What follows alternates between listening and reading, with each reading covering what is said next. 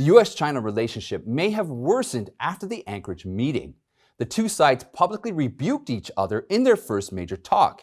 Yang Jiechi, the CCP's director of the Central Foreign Affairs Commission, was bluntly rude in his opening, quote, lecture to the US.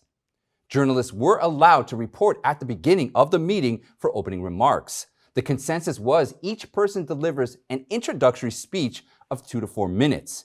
The first speaker, Secretary of State Antony Blinken, talked for 2 minutes and 27 seconds. The National Security Advisor, Jake Sullivan, spoke for 2 minutes and 17 seconds. When it came to China's turn, CCP top diplomat Yang Jiechi open monologue lasted 16 minutes and 14 seconds.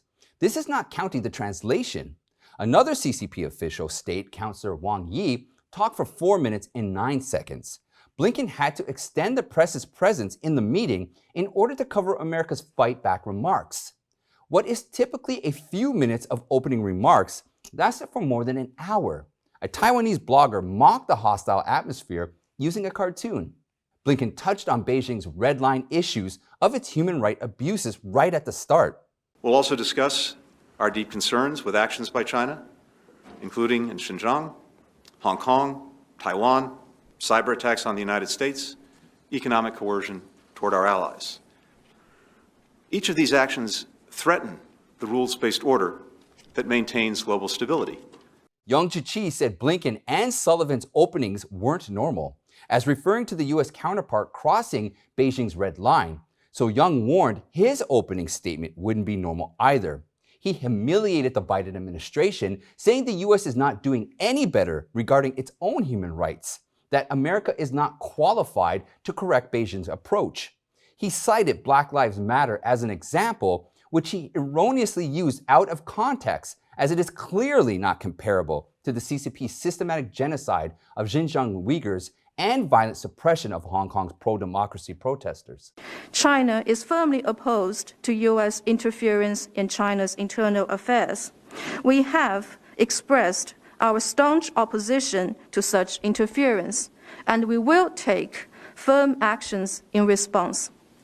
On human rights, we hope that the United States will do better on human rights. So let me say here that in front of the Chinese side, the United States does not have the qualification to say that it wants to speak to China from a position of strength.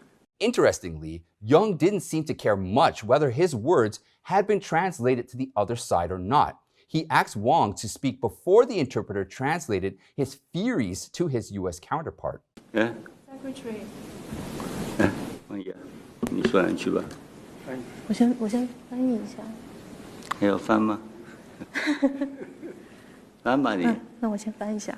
It's a test for the interpreter. Yang's opening statement was not only addressing the Americans in the meeting room. Yang wanted his message heard by the press and the Chinese. In other words, Yang needed to impress his boss in Beijing to show he had completed his mission of delivering an aggressive confrontation to the United States. Back in mainland China, the CCP's mouthpiece, CGTN, reported Yang only had instant noodles before meeting with Blinken. This seems to be a complaint that the United States didn't treat their Chinese guest well, but frankly speaking, the CCP didn't deserve a meeting in the first place. But the news went viral on China's social media, Weibo, under the hashtag Yang Jiechi had instant noodles for lunch, which reached 270 million views by Sunday evening. I guess this has to be China's version of media manipulation of public opinion.